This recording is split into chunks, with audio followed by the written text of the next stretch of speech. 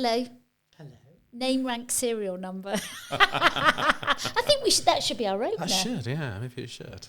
So how do people introduce themselves? They Do they do. do it from a business? Do they? Oh yeah, you've got to be so close to it, It's almost like an you're ice eating cream. it like a lollipop. Yeah, that's it. So do people introduce themselves from a business perspective or personal perspective? However you Oh, both. right. So I'm Caroline Mobley, and I love that it's a lovely name. It's like rolls off your tongue. my business is Poolbridge Accountancy, and I'm a wife. I'm a mother of 2 and a grandmother of 3. Wow. There we go. So I've introduced myself. Thanks very much.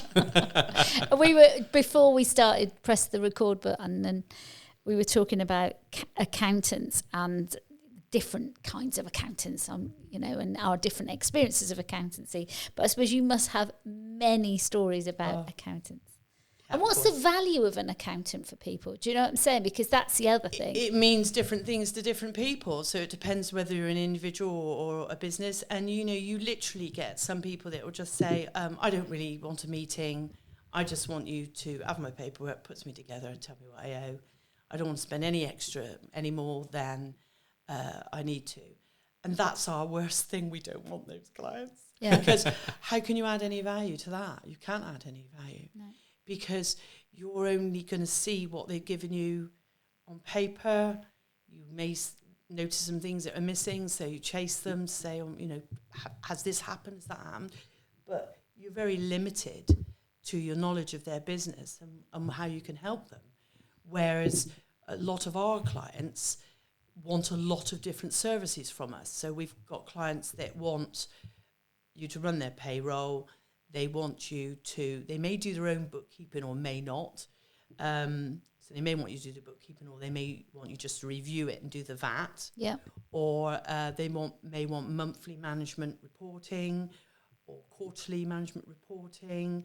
They may want accounts at 9 months, so you can then have a meeting and discuss what the tax liability is likely to be at the year end and Quickly spend some money. and what you can do, what you can do, to try and manage that. And so the clients we work with the best are the ones that we have contact with all the time, because then we know their business pretty well, and we can just try and look at the whole picture for them. But you're only as good as the information the client's giving you as well. Yeah. If they aren't giving you very good or detailed information, so there's things going on that you aren't aware of, then you can't advise on something you don't know is happening, which is why obviously all returns now are signed by the client, because it has to come down to their responsibility at the end of the day. It's funny because I suppose I use accountants all the time, and so does Mike. We both have, and we have different experiences, and I've had many experiences with different accountants, and I'll leave that to one side. But I think that bit where you say, some people don't want to speak to us, but actually I don't want to speak to my accountant. I've got somebody that does that for me, if you see what I'm saying. I only want to speak to them when we were reviewing the company and what we need to do to go forward and those things that you're talking about. Yeah. But I don't feel that it's I need to, when I have an accounting system that my bookkeeper puts everything into. She's a qualified accountant. Oh, that's right. So someone in our practice would spend most of their time talking to your bookkeeper. Yeah, that's right, yeah. Any queries, getting those answered. And then till as much is done, and then it would come into play with you. That's right. But funnily enough, I'm nosy, so I want to know what they're talking about. So I say to the accountant, if you email... Copy me in. I want copied in, please. Yeah. Because it's just like, it's a bit like the charity stuff as well, because it's like... I feel I'm responsible for that. My name is above them. Well, you are. That's right. And so therefore I feel like I've got to be accountable for that, if you see what I'm saying. Yeah. And as trustees, we review the bank account whenever we have a trustee meeting and things. And it would be nice to have it more as a report, I suppose, that we know what's going on and out. But at the moment, the charity is of a size where just looking at the bank statement kind of gives us all the information we need to know. Well, we're quite efficient about how we do things. And if you think about what our outgoings are, and if you think about how we conduct ourselves on an accounting basis, we have 15 counsellors that we pay each month. Mm-hmm. We don't have any rent. Nope. We don't have any. We have telephone, computers, that kind of stuff, and that's about it. We don't have any other. We're very efficient as a charity. How is your bookkeeping prepared? What software is used? Sage. Yeah. So Sage for the business, my business, and Sage for the charity. To be honest, all I've done is replicate it. So what I've got at work, I've replicated it into the charity because I just thought it's what I know. I'm comfortable with that. My IT business uses Xero, but then my property business is still paper, spreadsheets. Are you kidding me? You've never told me this. It won't be able to be for much longer, although the government keep moving it, which actually is really annoying. Because just when we're trying to, that's what we're all about, being cloud-based. So we're a paperless office. So, those last few clients that we've got that have got a bag of paperwork, which we're thinking, great, we can now actually push them on and say, you have to do this now because the deadline's coming up.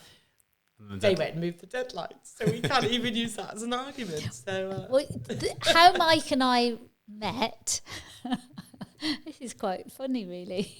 How Mike and I met was because I wanted to go paperless at work in the office. Okay. Yeah.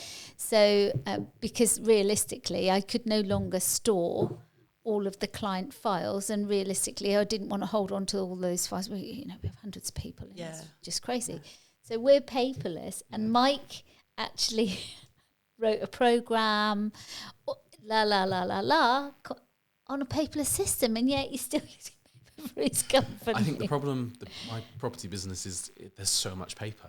It's it's a receipt from B&Q, it's a receipt from Dewson's, and there's so much paperwork. Auto entry you need. Yeah, so exactly. For then to somebody to sit and enter it. So, I need... you need something like auto entry or Dex or something that will shove it all through to the software and deal with it. It will all link up and be done. Yeah, that's what we need. Yeah, you do, definitely. There you go. I'll come and talk to you after the podcast, I think, Caroline. Yeah. So, obviously, is it your company or Yes. So what does your other half do if you've still got another half? Oh, yeah. So I'm on my second other half. No, my second So am I. half, actually. My husband worked for the gas board for 34 years and retired a couple of years ago. Right. But then realised he wanted to be doing something. Yeah. So he trained in doing payroll. So he does the payroll. Perfect. For our practice. So he's, 29, 30 companies doing payroll for. So that's what he does. He's essentially retired, so he works the second half of the month. Most payrolls we do are monthly. So details start coming in now. So that's what he does. So any lunch dates are at the beginning of the month, and any holidays are at the beginning. Yes, absolutely. Yes. That's right. Oh, brilliant. Yeah. Oh, that's really nice. Yeah, so we do tend to go on holiday. Well, we are going on holiday like the last day of February. And, So how long have you been together? We met in 2015, I think. She had to drag that one out from the back of your brain. We met in 2015 online. Oh, really? Yeah. Wow. So I'd previously been married. I lived in Draycott and divorced. And moved to Burnham-on-Sea and spent, quite a lot of years single, essentially. And then had been online a few times, wow, that's an eye-opener. It's lots of idiots. Lots of nice people as well, but all the nice ones seem to live a huge distance away. Anyway, I met Darren online. I met him and... I always thought, I always wanted to be back in a relationship, but I never saw myself getting married again. Absolutely no chance of that. So it was a complete shock, I think, to all my friends when I messaged them to say I'm on this cruise and we're in the disco and I've just sat down to have a drink and he just knelt down and proposed. Oh, my word. Oh, how That's sweet. Wonderful. About midnight on the way sailing into Antigua. Oh, wow. Yeah. That's lovely. Yeah. So there was no one more shocked than me, I don't think. Wow. Totally unexpected. Your engagement ring keeps sparkling at me. It's lovely, isn't it? I keep looking at it as well. That was bought in Barbados. Right. Yeah. It's beautiful. So a couple of days later, it was a little bit of a challenge because, as you can see, I've got... You've got a wonky finger. I've got a few wonky fingers. That's arthritis that I've had yeah. since my 40s.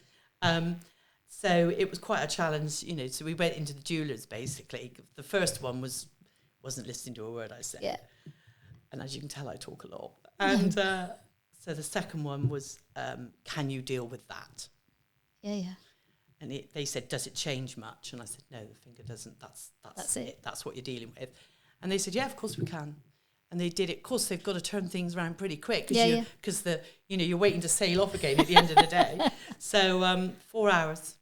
Wow. And the ring was ready, and we got back on the boat. Yeah. That is amazing. Yeah. Amazing story. It's proper glitters. Yeah. Yeah. It's lovely. It must be under that light. So yeah. Yeah. So I remarried 2018. Okay. Yeah. So it's not long then. No. We had quite a wedding actually. So I was very much, well, I've been married before, you know, overweight. Has he? He's been married twice before. Oh dear. Okay. So overweight lady in their 50s, I can't be swanning around in a wedding dress sort of conversation. But everybody was like, yes, you can. Yeah. You know. So yeah, we had our wedding at St. Audrey's. It was the full wedding dress. Wow. Thing. Yeah. It's a beautiful Lovely. down there, isn't it? It's beautiful. Yeah. So I don't think I would ever have been like a registry office, but I thought it was going to be something a little bit, you know, a small wedding. Why there? Why there? We looked at a few online. Uh-huh. And oddly enough, that was the one that Darren liked the most online, but he wasn't free to come and view it. And nor was my daughter. So we'd managed to get an appointment to go and view it, but no one was available to come with me. Right. And my son came with me in the end. Oh. And we went down. So we were going around this venue sort of taking pictures and sending them to Darren. And after about the 7th picture, we went, oh, just book it. It's lovely, just book it. So nice. I booked it before he'd even seen it. Yeah. Wow. I mean, it's Stunning. weddings are expensive, aren't they? Let's not kid ourselves here. But it was very, very nice. And Did you put it through the business? No. So, yeah, lovely. Yeah. So going, you know, being married again, which I have to say, I didn't think I'd ever do again, but yeah, I'm very pleased. Because, I mean, obviously, one of the reasons why we've met face to face as such, and I'm sure we've passed our lives at some point, you living in Draycott and the charity and everything else that goes with it, but is the fact that you've supported our charity and sponsored our coffee and chats, which we've been very, very grateful for. And you're hanging around and doing various other bits and pieces, which is lovely. And we do appreciate that. But I mean, I know you do lots of other things in the community as well. And I think it would just be nice to kind of share your experience of helping charities and the work that you do in that. So myself and us as a practice, we've done quite a lot of things over the years, but we've tried. It can get a little bit out of hand when you say yes to everything. So we have tried over the last couple of years to really look at things that have a little bit more of a personal connection to us, or it's something a friend's involved in, you know. So I was asked to do a little bit of mentoring at schools a few years ago, and that's happened over quite a few years actually. So the schools in Cheddar, Fairlands and that, a few years back, one of the teachers that I knew, you know, spoke to me and said, would I get involved? And they do a thing called the Fiver Challenge and things like that, and getting kids to start up a pretend little business and all those sort of things. So going back a few years ago, I started helping with that a little bit. Yeah. And then I passed that on to one of my staff members, took that over for a while. And then when I sort of moved into Burnham, the school in Burnham, they actually just rang us one day and said, would you be prepared to help with some mock interviewing? Yeah. So, you know, they said the kids could just do with the practice and that. And we did that for one of the schools in Bridgewater and in Burnham. And that was quite an eye-opener, because I know when I went, I can't remember the name of the school now, but anyway, the one in Bridgewater, I've often thought to myself when I interview for apprentices in our business, they come in for their interview, and one of the questions I always ask is, have you looked at our website? You know, what did you think? Yeah. No. I mean, 8 out of 10 would be a no. And it's so disappointing. And I've often sat there and thought, who are these parents? That don't say to, you know, the kid says, oh, I'm going for an interview tomorrow, you know. And you need to know something about the company. Or who are these parents who don't say to them, oh, who are they? Have you looked up their website? What you know, because let's be honest, everybody's online all the time, aren't they, on their phones? So it'd be easy enough to check it up. But anyway, when we went to do the mock interviews, the headmaster took us all aside and said, can you just bear in mind that some of these students have come from a family where no one has ever worked. Yeah. So they've got parents that haven't worked, Yeah. grandparents Yeah. that haven't Yeah. worked. Yeah. Everybody in their family. So there's no one there that can explain to them what it's like to have a job. So it was a bit of a light bulb moment for me, because I thought, oh, so these are the parents that aren't advising their children because they aren't able to, because they've not done it themselves. Yeah, they've not been advised Yeah. themselves. Yeah, that's right. Yeah, but we find that in the rehab. In the rehab, we've got people, they're third generation not working. They've been on state pensions, state benefits, all of their lives. Their parents were, and their grandparents were.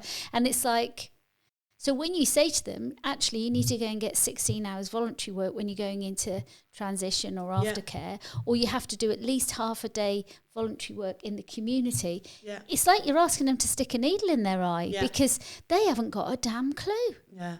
So that did bring it home to me now. So now I know why these students, because we've just taken on another apprentice 1st of September, and we're now looking for another trainee now. I saw it Brilliant. on... Yeah, we've grown quite fast, and last time it took us so long to get the right person that we're already in need of another, if that makes sense. But it's sort of the wrong time of year for the apprenticeships, obviously, because students aren't coming out of... well, some do, don't they? Because they're fed up with what they've been doing since September. September. That's right. So we thought if we put it on now, it might be, you know, that it's not necessarily everybody's, you know, it might be someone who started the course and actually changed their mind. Where do you advertise? So we're on LinkedIn, Facebook. We've recently put it on Jobs in Bridgewater. Oh, right. And we're just looking now at other places. The apprenticeship, we usually put it on the apprenticeship portal. Not that this one is necessarily got to be an apprenticeship, which is why we're held back from that a little bit. But it may be, because if as time goes by and we get closer to when the courses start, then, you know, it may pay for it to be an apprenticeship anyway. So. But also, an apprentice doesn't have to be 16 to 19-year-olds. Oh, no. Or is that your requirement? No, that's not a requirement. We see this as the role itself this time we see as a probably first job for somebody. Yeah. So normally that, speaking up, be, you know, a young person. Yeah. But not always. Yeah.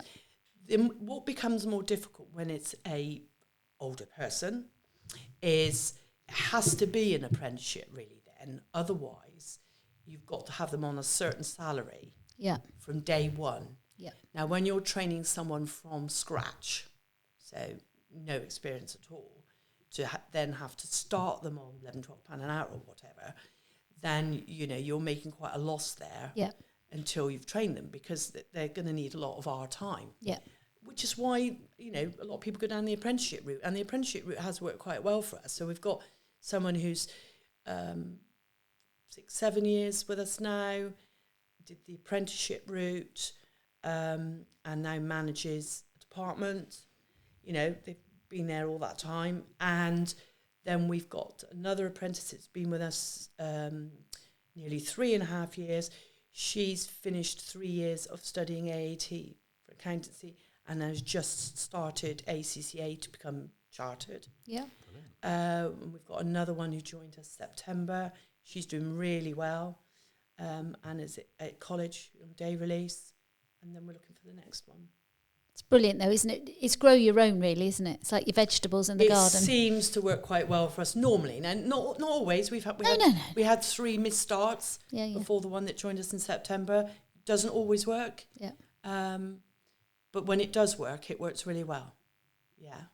So going back to the work in the community, we did touch on talking about mentoring beforehand and helping with interviews and stuff like that. So talk about that a bit more. That was done through the Young Enterprise organisation. Right. Oh, I remember doing that when I was at school. Yeah. Yeah, and what has happened there is the teacher will choose a student that's struggling in some way, whether that's home life or whether just friendships with people or studies, it could be anything. Yeah. They just pick someone that they think could do a bit of extra support. So then, they were requesting people come and help as mentors, and you basically would go once a month for an hour or so to school and be given a private room, and you just talk to them about anything they wanted to talk about. Yeah. Sometimes it can be a challenge because some of them don't want to talk. Yeah. So I had one young lad who, just lacking in a lot of confidence, I think, didn't know what he wanted to do, and he literally wouldn't talk. So we'd spend nearly the whole hour with me, trying to ask these very open questions to try and get him to open up a little bit, which he did a little bit. But I started to learn quite quickly that as he was walking me back to reception at the end of the session, so he wasn't facing me, he'd start coming out with all sorts of things, quite shocking things. You think, why didn't you say this earlier? Yeah. So he'd come out with all this stuff. So then I started saying, well, are we able to just walk around the grounds, of school? Yeah. Let's not go to this little pokey room, which is what it was, essentially, and sit across the table from each other. So I tried to sort of get around it by doing that. And then he opened up quite a bit and said he was looking for someone for work experience, and he couldn't find anywhere. And so he was going to have to go with his dad to his work, which was, I can't remember what it was now, but nothing he wanted to do. Not that accountancy was anything he wanted to do either, but he felt it was a bit of a cop-out, going to where his dad worked for the week. So we offered him a week's work experience with us, which he was so grateful for, and afterwards said it just got him used to that 9 to 5, going to an office. Discipline, isn't it? Yeah, what it would be like being out in the working environment sort of thing. So it was that worked quite well for him. But as I say, I haven't been back to it since lockdown. I have had a couple of emails actually, so I will start once January's over, start looking at it again, because it is a good way of giving back. I imagine it's quite rewarding as well, personally. It is rewarding. Go home at the end of the day and got that sort of warm feeling. Yeah, I think the mock interviews were quite rewarding, and definitely the mentoring as well. It's just that bit of time, isn't it, really? And you'd like to think if your kid was at school really struggling with something that they're not going to go home and talk about, that someone would be, there would be something available for somebody to spend some time chatting with them. Yeah, it's funny actually, because the previous podcast we were talking about mentoring and people coming in from other schools. It's funny how whenever we do these podcast recording days, that they end up having very similar themes. I've only watched a couple, actually, I have to confess. Oh, I watched Black slap on the wrist. I watched Mark's. Brilliant. I watched Maria's because I obviously I used to live in the same village. I wonder if you knew her. So I don't think I watched all of it, but I watched a bit of it. I keep meaning to sit down and watch more, and I haven't. You can listen to them in your car. Yeah, that's true, actually. Because that's what I do. I don't actually watch them. I can't watch myself. But I like to re-listen to them, because actually I think I'm giggling away, and it's generally when Dave's in the car with me. So because he listens to them when I listen to them, and we do it together, and we laugh about stuff. And I think, oh gosh, yeah, we did say that. And then I tell myself off for swearing, and then I haven't sworn. Have you noticed that? I've worked really hard. No, I don't think you have sworn today, actually. No, I've been... She hasn't sworn. See? Good girl so far. I'm trying to be better, because William, who we did do a podcast, you've got to listen to that one. That was a really good one. He's my son, and I listened. Music industry. Yeah. I started watching it, got interrupted, and didn't go back. Oh, you must go back. Oh, I It's will go great. back then. So I listened to his podcast as well. I pick up things and drop things off and stuff like that. And I listen to his ones for his music, and I go, "Well, your language is awful." I mean, it is really awful. And I know that all my children have got bad language. But my eldest isn't so bad. But generally, it's because I've got a potty mouth. And I know that, and Some it's of the like best people got potty. I know, Adele has. That's what I was going to say. She's terrible, isn't Yeah, she is. She's worse than me. Have you ever seen her in concert? No, I haven't actually. Oh No. my Really? word! She makes me look like an angel. So obviously we're a mental health charity as well. So I just wondered if you've had any, because obviously you're talking about young people that you've interviewed or young people that you've mentored, and there's that element that we are all more aware of mental health and people's lack of mental health, if you see what I'm saying. And I just wondered if that's touched you at all in your life, or I did have an employee a few years back now, a young person who was having problems harming themselves. oh gosh, Yeah, and it took us a while to work it out, actually. I'm just going to push your mic forward. Yeah, it took us a while to work it out, but she was having. I think she was having problems with the guy she was dating at the time. Anyway. And something had just happened in the office one day, and then we realised she'd literally gone into the toilets and had hurt herself. Wow. And then when we tried to sort of talk to her, she got panicked and sort of basically wheel spinned out of the car park, go home. So that panicked us even more. Yeah. So then we had to ring mum, to sort of say we're just checking that she's actually got home all right, because we've all been sat here really worried about it. And then, of course, she didn't want to come back to the job. Shame. So, so we rang a few times just to check, how things were going. But actually, from a point of view in the family, it's just, you hear of people with so many problems, don't you? And life can be hard sometimes, isn't it? So it's just that because I've had friends that have been involved with charities like that, that's how it sort of happened, I think. So a friend of mine opened up the men's shed in Cheddar. Yeah. And he'd spoken to me before lockdown that he intended, that's what he was thinking of doing, and then actually did do it through lockdown.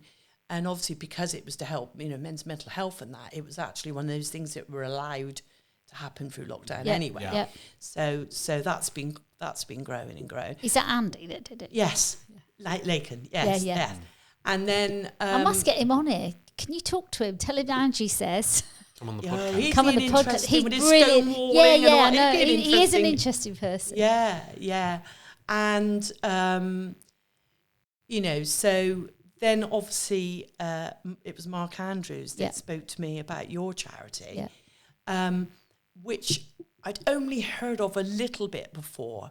I'd heard more of Hands of Change, is it, or something? Yeah. That was through my daughter, because my daughter, having 3 children, she donated a lot of stuff to Hands of Change. And that.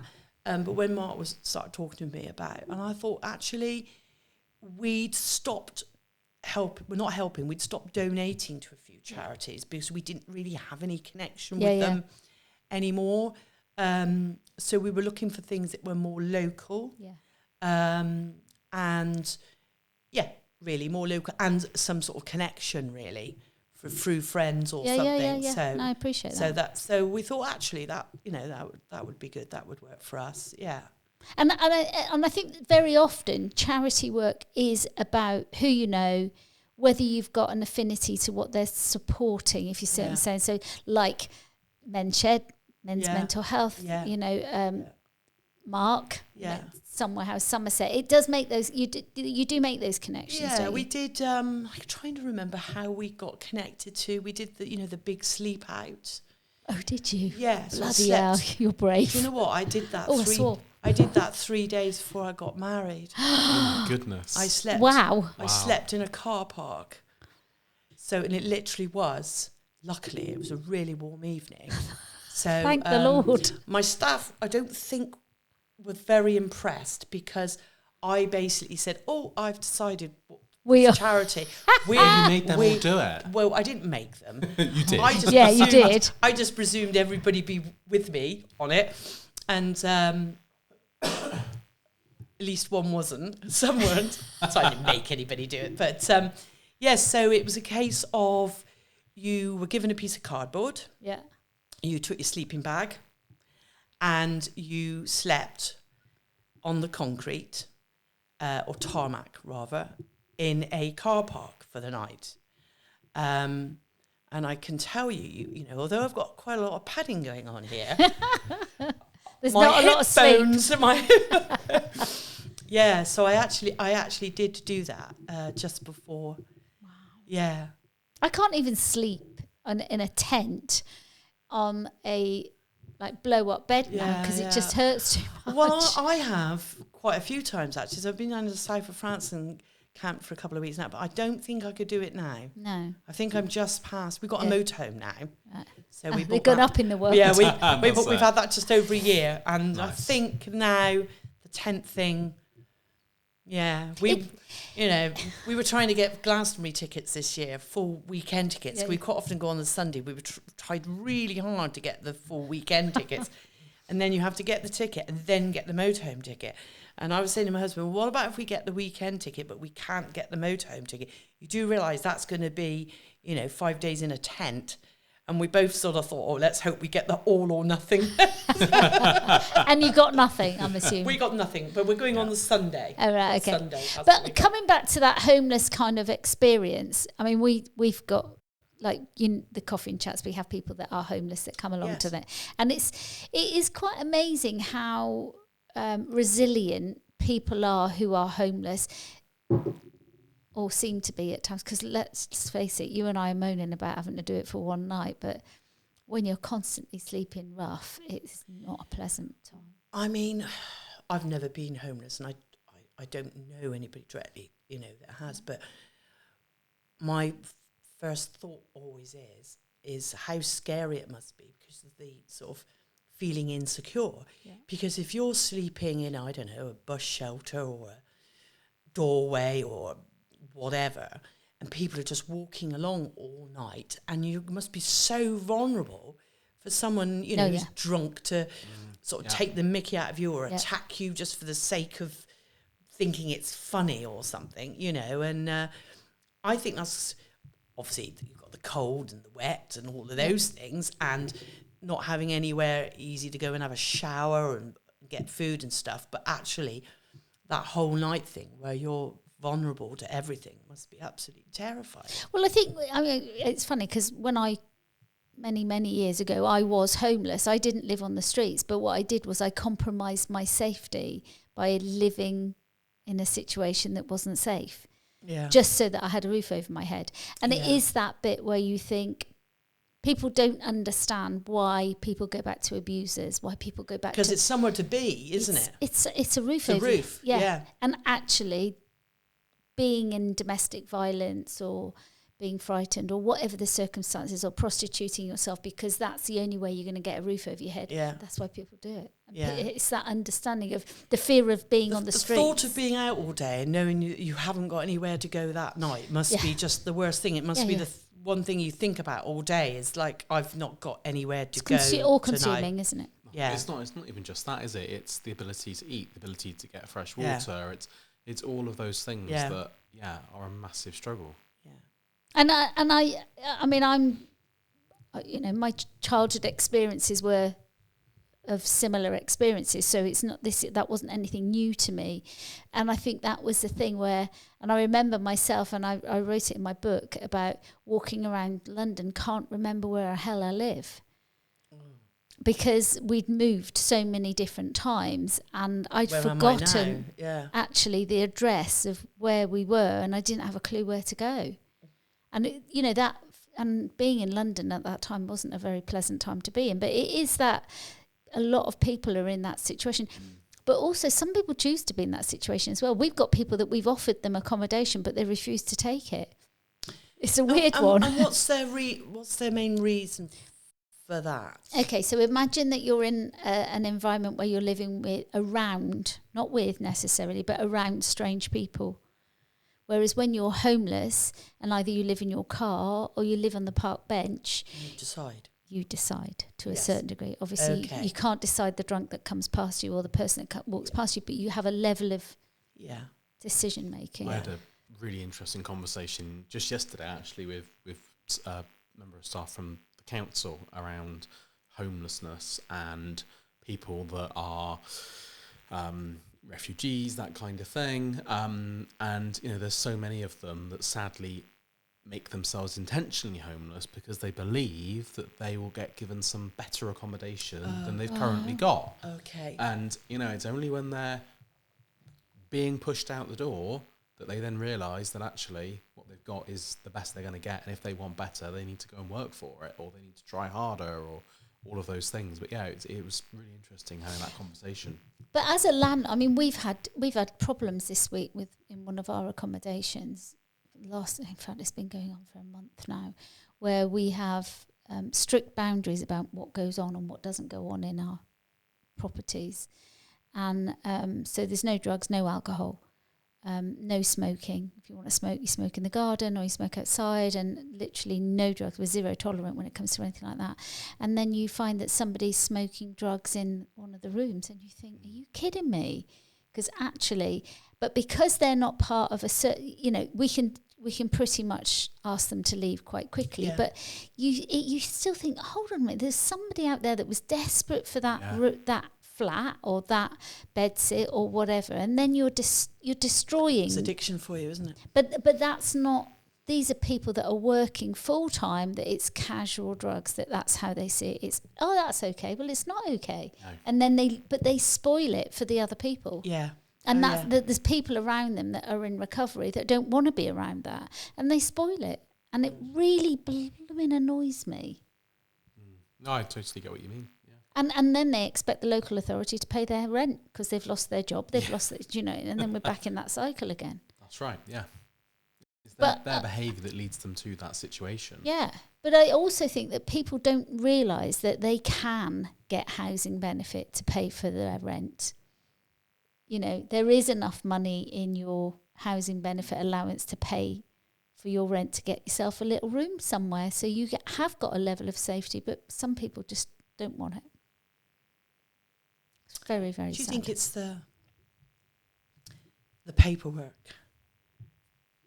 you know, the blue tape bit that frightens them or worries them because, you know, they just don't know how they're going to cope with actually and don't realise that someone would help them? Yeah. I think there's probably an element of that, but at the same time, there's so many organisations out there that will help them with that. You know, primarily you've got the local authority that will help. You've then got organisations like Citizens Advice, Shelter. You know, there's lots of organisations that will help people. But certainly in my experience, I've seen people, you know, they're not grateful for what they're being offered. You know, they think that if they kick up a fuss and they stomp their feet and they shout and they become abusive at people, they're going to get given, you know... 3-bedroom house in the Bahamas. Exactly, that's it. And the reality is that's not going to happen. You know, one of the conversations that I had yesterday was around the number of homes that are required across the country. And the numbers are absolutely staggering.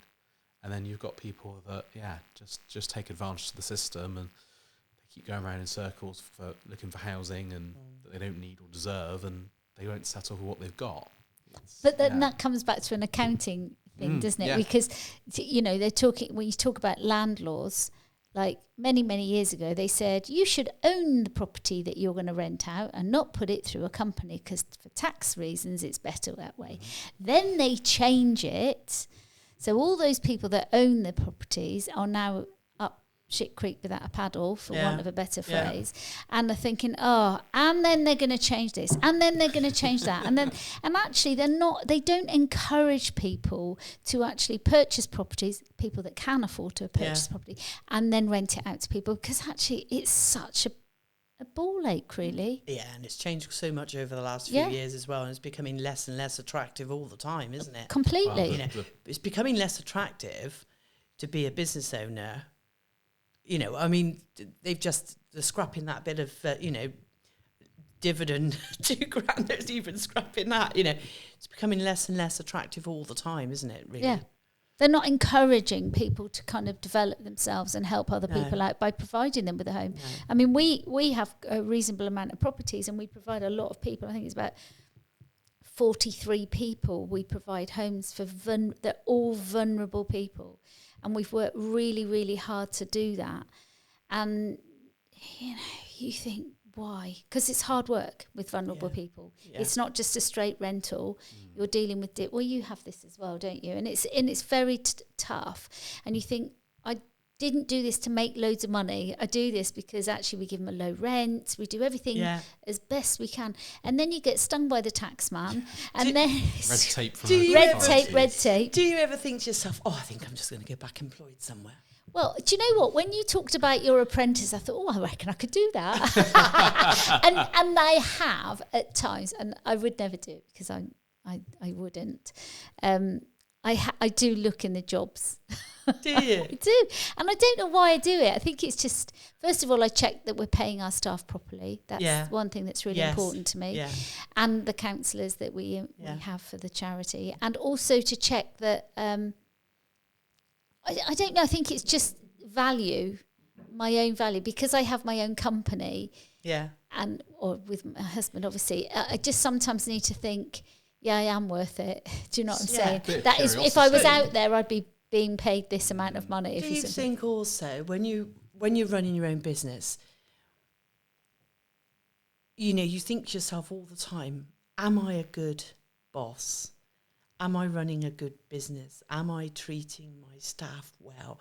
Is this a place that people would want to work? And do you? Because I feel like that quite a lot. And we won. We've been shortlisted lots of times, but we actually won last year.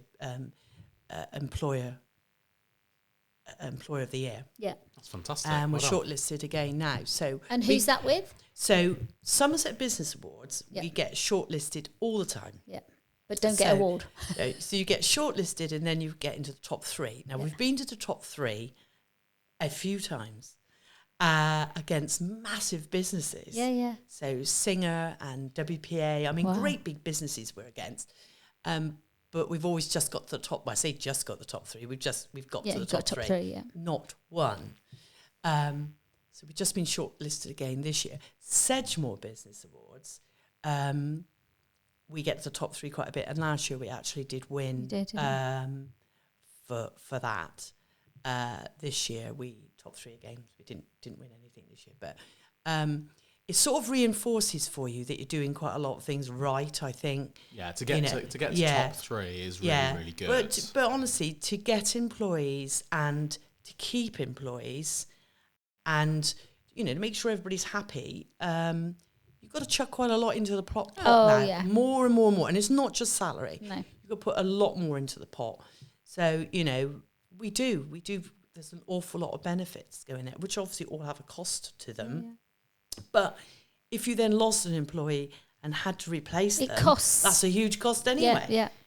I mean, I suppose reflecting on our business is that I have people that have worked for me since the company opened still. Yeah. Which is great. And I have people that have left and come back. Well, I've got exactly the same. And I think that's a good reflection of who you are as an individual. Yeah. We have a good camaraderie as a team. They know I'm a tough boss. I don't suffer fools lightly, and I do not tolerate. I'm zero tolerant when it comes to not respecting our client base, not looking. But I also am zero tolerant if somebody's disrespectful to the staff as well. So it's a quid pro quo. Yeah, and I think that's right. You've got to make sure. Yeah.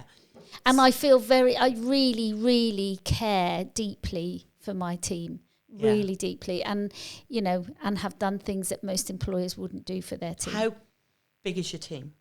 We've got, it fluctuates really, because it can fluctuate. So in the main part of the business, it can fluctuate from 12 to 15. It's a small team. And the same with the charity, it's about 20, isn't it? Yeah, it's about 20. So I'm kind of... Yeah.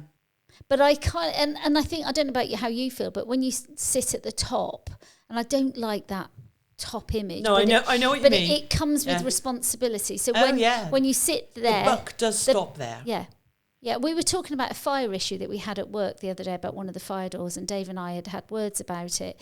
And it was somebody had refitted the fire. We got one of these things that goes off when the fire thing, and it shuts all the doors and stuff like that. Yeah. And somebody had refitted the base of one, and it hadn't been completed. And it just came up, and it hadn't been done properly. Dave thought it had been done properly, and I knew it hadn't been done properly.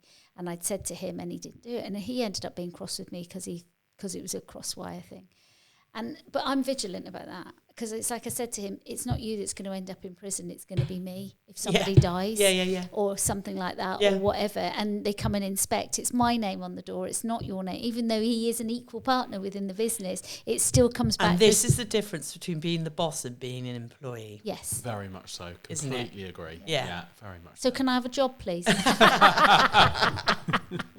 But, you know, but I think that's what I like about mentoring. I don't know about you, but for me, I mentor people in business. So I got quite a few people that I mentor, and people that will call me from all over the place. I mean, I have people abroad and various other bits and pieces.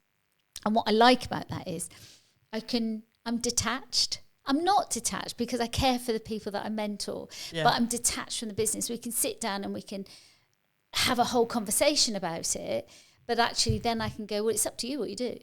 So if I say to you, you're going to be borrowing this money and think about interest rate or whatever it is, it still means that, say, Mike will still make his own decisions. You would still make your own decision. I'm not responsible for the decision. No, but you're giving the value of someone looking in from the outside and saying, have you thought about that? Or why are you doing it that way? Is there a reason you're doing it like that? Yeah. So it does give value, doesn't it, to them? I don't know, does it? Yeah, I definitely think so. I think since working with you and chatting things through with you has made a big difference. Yeah. Sure. He's like one of my kids now, though. Dave said one day I'm going to come home and Mike's going to be upstairs in bed chatting to you, like loads, like my kids. No, but do you know what I mean? That if I'm upstairs and I'm not well, they'll be sat upstairs, sat on the bed chatting away to me. Probably, well, Mandy was there the other day. Oh, so, well, there we are. You know. But don't you think that people will talk about stuff quite often in more detail, or say things to someone outside the outside the family that they wouldn't inside sometimes? They open up about different things, I think. Yeah, I do get what you mean there. I do get what you mean, for sure. Yeah. It's like people tell complete strangers random things that they've never told anybody else because it's a complete stranger. Yeah. But it's setting up the environment, and I think that's what's important. And I suppose my job, whatever I do, is setting up the environment. You know, and I don't mean this disrespectfully to your job, but you don't need to do that necessarily, apart from building relationships for people to come and utilise your service, and neither do you.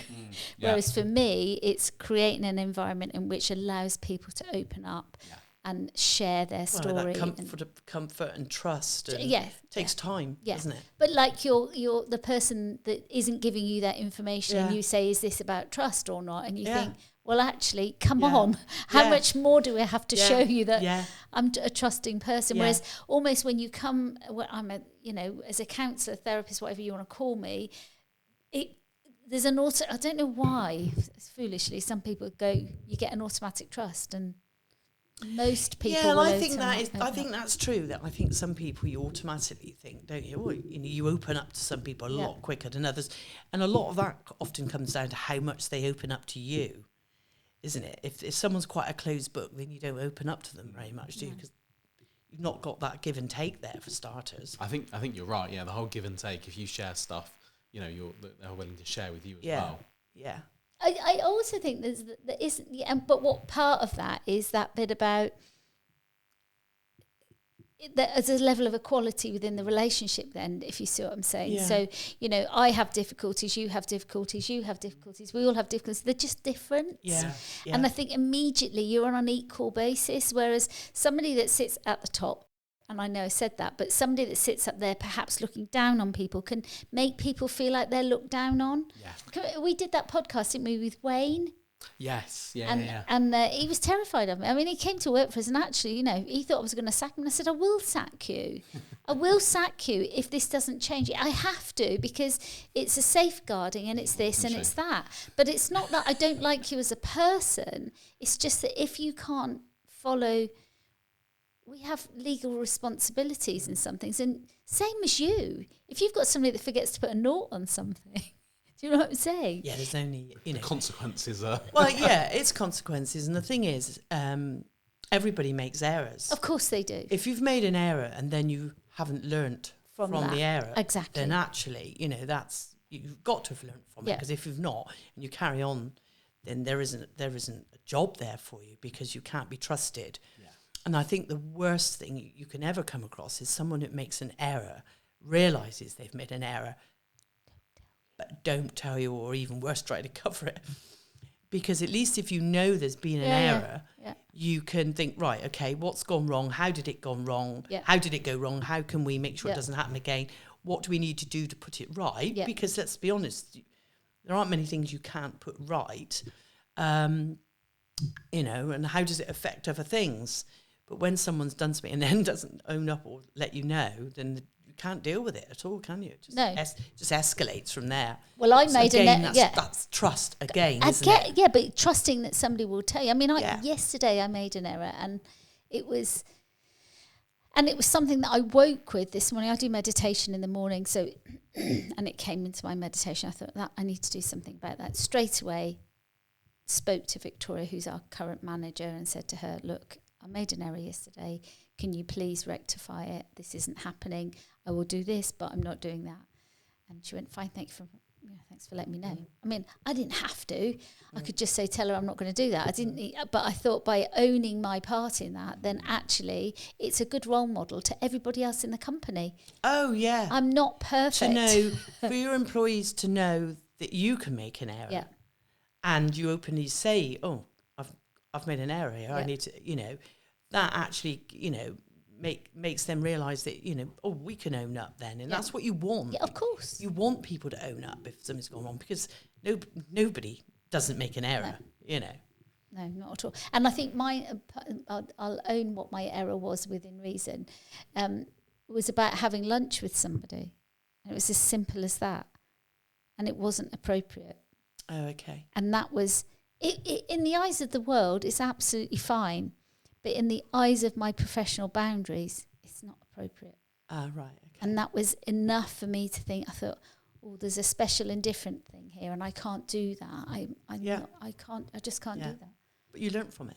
Oh, yeah. You thought about it, you learnt from it, and you won't do it again. Well, I can tell you another bad error that I made many, many years ago when I was working for the mental health services, and I turned around and said to somebody, they walked in, this person would walk in, week out, being late. And I turned around and said, and then this other lady, who's a beautiful woman, they were all beautiful people, came in and started fussing around making her a cup of tea. And I said, oh dear.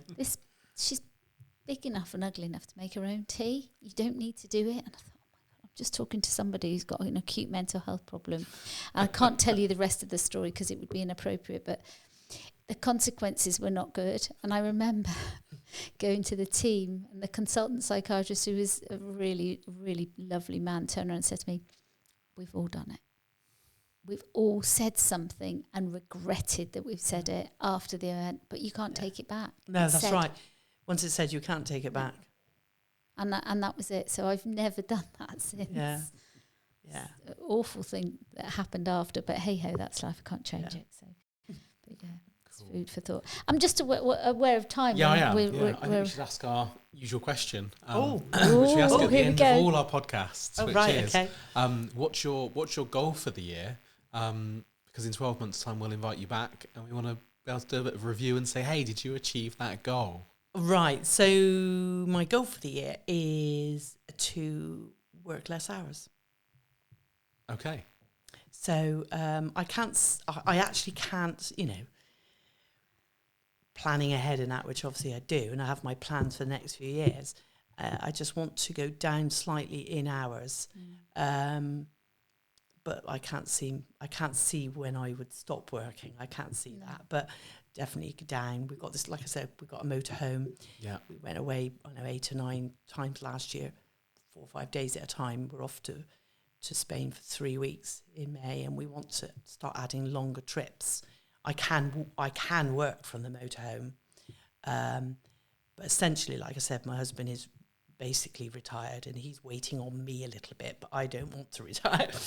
But to get away a lot more than we have been, and not so much sat in front of the laptop. Of course. Brilliant. Well, thank you so much for sharing that with us, and thanks for coming on. It's been really good fun. It has. We'll have to get Thank your you. husband on now. Yeah. He can See moan what about he why says you about haven't. me. She like as a boss. That would be fun. Thank you. Thanks Really very appreciate much. it. That's Thank fine. you. That's great.